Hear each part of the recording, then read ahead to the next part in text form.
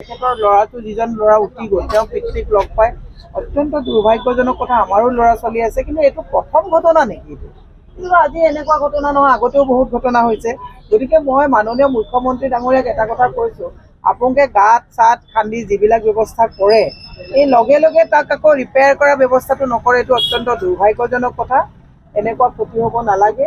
সেইটো কাৰণে সকলোকে এটা কথা আহ্বান কৰিছোঁ যে চৰকাৰৰ ওপৰত ভৰসা কৰি থাকিলে নহ'ব। বাৰিষা যদি পানী চানী হয় ঘৰতে আবদ্ধ থাকি নেখাই হ'লেও ঘৰত আবদ্ধ থাকিব লাগিব, নহ'লেতো এনেকৈ মানুহৰ প্ৰাণ গৈছে। খুব দুখ লগা ঘটনা। নাটক কৰে মুখ্যমন্ত্ৰী, এইবিলাক হৈছে পলিটিকেল ষ্টাণ্ট। আপুনি এটা কথা চাওক, লিটিল ফ্লাৱাৰৰ ছোৱালীজনী যেতিয়া ঢুকাইছিলে তাৰপিছতে আপুনি যদি নাৰেংগীত দাস, মই নামটো পাহৰিছোঁ, এজন খুব ভাল সফল ডেকা ল'ৰা, তেওঁ গাঁতত পৰি ঢুকাইছে। তাৰপিছত আজি এই ঘটনাটো হ'ল। এনেকুৱা বহু ঘটনা হৈছে। মুখ্যমন্ত্ৰীয়ে এটা পলিটিকেল ষ্টাণ্ট কৰে। ৰাইজলৈও মোৰ এটা বিনম্ৰভাৱে আহ্বান আছে, ৰাইজে আজি চাওক, মই আপোনাৰ অকল এই ঘটনাটোৱে নকওঁ, মাথাউৰি আজি এজন মন্ত্ৰীৰ ভাতৃয়ে বনোৱা শ কোটি টকীয়া মাথাউৰি আজি ছিঙি গৈছে। তাৰপিছত মই ৰাইজকো দেখিছোঁ আকৌ মন্ত্ৰী গ'লে দুজনে গালি পাৰে, দুজনে চেল্ফি উঠে। আমাৰ টেক্সৰ পইচাৰে তেওঁলোকক কাম কৰিবলৈ পঠাওঁ। তাৰপিছত তেওঁলোকে বানপানী সাহাৰ্য দিবলৈ যাওঁতে ৰাইজেও বকবকাই থকা অৱস্থাত চেল্ফি উঠাৰ টেণ্ডেঞ্চিটো আঁতৰাই জবাবদিহি কৰিব লাগে যে মাথাউৰি জিঅ' বেগ বা মাথাউৰি কিয় হোৱা নাই, এই গাঁতবিলাক কিয় ভালকৈ সম্পূৰ্ণ কৰিব পৰা নাই, মেৰামতি কৰিব পৰা নাই। এই কথাবিলাকত ৰাইজে পাহৰি ৰাইজে নেতা দেখিলে যেতিয়া চেল্ফি উঠে, গতিকে নেতাইও পাহৰি যায় নেতাৰ দায়িত্ব। চাওক, সেইটোতো দুৰ্ভাগ্যজনক কথা। আজি শিশুটো উদ্ধাৰ কৰিব পৰা নাই, সেইটো এটা দুৰ্ভাগ্যজনক কথা হয়েই। আজি মেইন কথাটো আমি ৰুট কজটো ৰাইজৰ জ্ঞাতাৰ্থে কৈছোঁ যে এই কৃত্ৰিম বানপানী যে গুৱাহাটীত হৈছে তাৰ অৱস্থাটো কি? ভৰলু কিয় খনন কৰা হোৱা নাই? ভৰলুখন আজি মৃত অৱস্থাত আছে, ভৰলু খনন কৰিব পৰা নাই। আজিতো শিলশাকো তেওঁলোকে উচ্ছেদ কৰিছে, কিয় পানী হৈছে তেতিয়াহ'লে?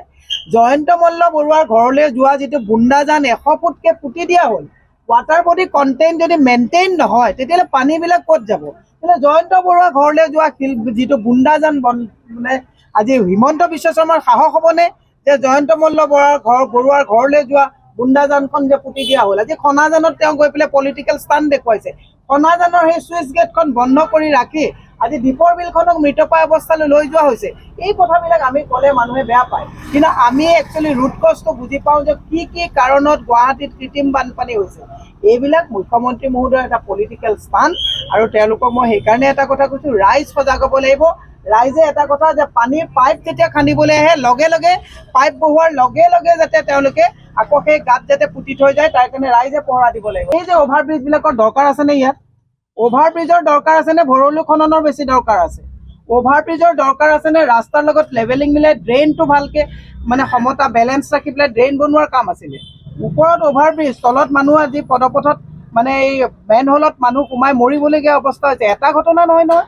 সেইকাৰণে মই ৰাইজক এটা কথা কৈছোঁ, নেতা গ'লে চেল্ফি উঠা প্ৰৱণতাটো বাদ দিয়ক। আপোনালোক যে বানপানীত ককবকাই আছে, আজি যে ৰিলিফ দিবলৈ গৈ যিটো চেল্ফি প্ৰৱণতা চলিছে, তাত আপোনালোকে চেল্ফি উঠা বাদ দি ৰাজনৈতিক নেতাক জবাবদিহি কৰক যে আমাৰ পইচাৰে ৰাজনৈতিক চকীত ঘূৰি আপোনালোকে কিয় আজি ভালকৈ জিঅ' বেগ লগাব পৰা নাই, কিয় মাথাউৰি বনাব পৰা নাই, কিয় উন্মুক্তভাৱে আজি তাৰিখত ফুটপাথবিলাক ৰাখিছে। ইয়াৰ কাৰণে ৰাইজে জবাবদিহি কৰিবৰ কাৰণে মই ৰাইজক আহ্বান জনাইছোঁ। আৰু এই শোকখন যিহেতুকে সেই শিশুটো বিচাৰি পোৱা নাই, এতিয়া আমি মৃত বুলিও ক'ব নোৱাৰোঁ, জীৱিত বুলিও ক'ব নোৱাৰোঁ। গতিকে মই ভগৱানৰ ওচৰত প্ৰাৰ্থনা কৰিছোঁ যে এই পিতৃ মাতৃৰ ওচৰত বাচ্চাটো আপোনালোকে য'তেই যেনেকৈ আছে যাতে আমি বিচাৰি পাব পাৰোঁ, তাৰ কাৰণে মই প্ৰাৰ্থনা জনাইছোঁ। তৰুণ নগৰ সমীপত আজি 12 ফুটি 13 ফুটি ৰাস্তাৰ সন্মুখত অশোক সিংঘাল ডাঙৰীয়াই 17 তলাৰ বিল্ডিং বনাইছে। তাত প্ৰথম গৈ পেলাই প্ৰতিবাদ কৰা মানুহগৰাকী মই। তেওঁ আজি আপুনি পাৰ্মিশ্যন নহ'লে আপুনি 2 মহলীয়া ঘৰ এটাৰ পাৰ্মিশ্যন নাপায়, কিন্তু সেই আপুনি তৰুণ নগৰ ৰাস্তাটোৰ মাজেদি 12 ফুটি 13 ফুটি ৰাস্তাৰ সন্মুখত টাউন কাণ্ট্ৰি প্লেনিঙৰ মন্ত্ৰীজনে 17 তলাৰ বিল্ডিং বনাইছে। মুখ্যমন্ত্ৰীয়ে চকুত পাতি লগাই বহি আছে নেকি? এই ব্যৱস্থাখিনি কেতিয়া কৰিব? গতিকে এই কথাবিলাক কৈ লাভ নাই। তেওঁলোকে পলিটিকেল নাটক কৰে, আৰু নাটক চোৱাৰ যেতিয়ালৈকে ৰাইজ থাকিব নাটক তেওঁলোকে কৰিব।